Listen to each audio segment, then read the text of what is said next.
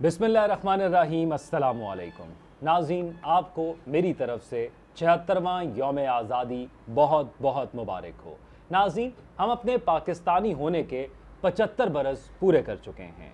नाज़रीन, हमें वालिदैन ने बताया कि हमारे बाद अगर कोई तुम पे हक रखता है तो वो ये मुल्क है।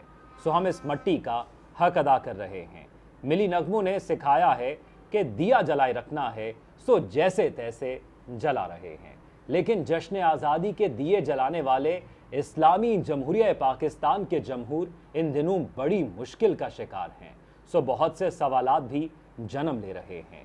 उन्हें समझ नहीं आ रहा कि कौन सी आज़ादी और किसकी आज़ादी का जश्न मनाए।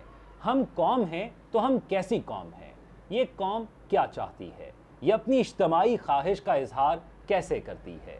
ये कौम अपनी ख्वाहिशात से बने कावानीन का एहतराम कैसे करती है? धोखा देने वाले का ये कौम हशर कैसे करती है? ये कौम अपनी इज्तमाई तरक्की के लिए अच्छे अच्छे काम कैसे करती है? ये कौम अपनी अकाई यानी एक एक फ़र्द, उसकी जान, माल, इज़्ज़त का दिफा कैसे करती है? और सबसे अहम, ये कौम अपनी किस्मत के फ़ैसले कैसे करती है? हम एक कौम हैं या नहीं, ये मौका ऐसी बहस को छेड़ने का मुतहम्मिल नहीं। लेकिन हम इस मुख्तसर मौके में ये कह लेने की जुर्रत कर सकते हैं कि बतौर पाकिस्तानी हम एक साथ डूब रहे हैं। हमारी करेंसी की बेकदरी, हमारी तरक्की, हमारी पस्ती, हमारी इज्जत या हमारी बेइज्जती होती है तो एक साथ होती है। इस गर्दिश आयाम से निकलने की जद्दोजहद भी हमें एक साथ करनी होगी। और कल को अगर हम इस दलदल से बाहर निकलते हैं तो एक साथ ही निकलेंगे।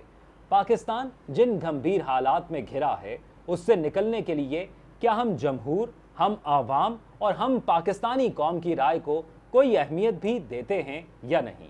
या हम और हमारे मुंतखब करदा नुमाइंदे फरिश्तों के लिखे पर यूं ही बदनाम हुए जाते हैं?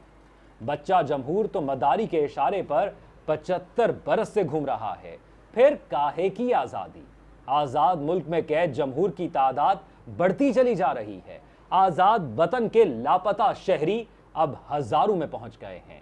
आज़ाद वतन में डायलॉग सियासी मुखालिफत और तनकीद पे पहरा है। और आज़ाद वतन में हुब्बुल वतनी के तकाजे फितरी से जबरी बना दिए गए हैं। पाकिस्तान में रहने वाले 24 करोड़ से ज़्यादा अफराद जहां और दर्जनों मसाइल का सामना है, वहीं हम नजरियाती और फिक्री कशमकश में भी मुब्तला हैं। ये कहना कि इन 24 करोड़ अफराद की कोई फिक्री और नजरियाती पहचान नहीं, ये गलत है। तहम हम बड़ी एहतियात के साथ ये कह सकते हैं कि हम अपनी फिक्री और नजरियाती समत का तायुन नहीं कर पा रहे हैं। हमारे कौमी अफकार उलझाव का शिकार हैं और ये गिरहें इतनी गुंजलक हैं कि तेज़ी से बदलती दुनिया में इन्हें सुलझाने के चक्कर में हम अपनी कौमी वहदत के ये धागे तोड़ रहे हैं।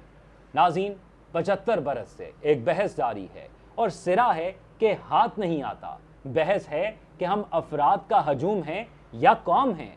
हम करोड़ों लोगों के इस हंगामा खेज हजूम में हो ये रहा है कि एक टोली की ताकत दूसरी टोली पर चल जाती है।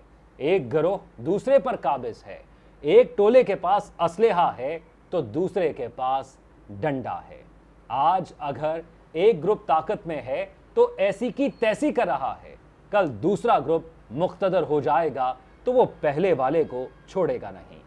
ये फजाइल तो हू बहू हजूम के से हैं। लेकिन चलें, दिल को खुश करने को मान लेते हैं कि हम नेक कौम हैं। अब मसले का लुब्बे लुबाब ये है कि पाकिस्तान की ज़रई, मुआशी या तालीमी पॉलिसी क्या होगी? क्या ये फैसला करने की आज़ादी हम जमहूर के नुमाइंदों को मिली, जो गुज़िश्ता 1.25 बरस में हुआ और अब भी हो रहा है? इस वक्त लाखों पाकिस्तानियों के दिल जलकर राख हो गए हैं। हल सिर्फ शफाफ इंतखाबात हैं जिनमें तमाम जमातों बशमूल PTI को मुकम्मल आज़ादी से आवाम के पास जाने दिया जाए।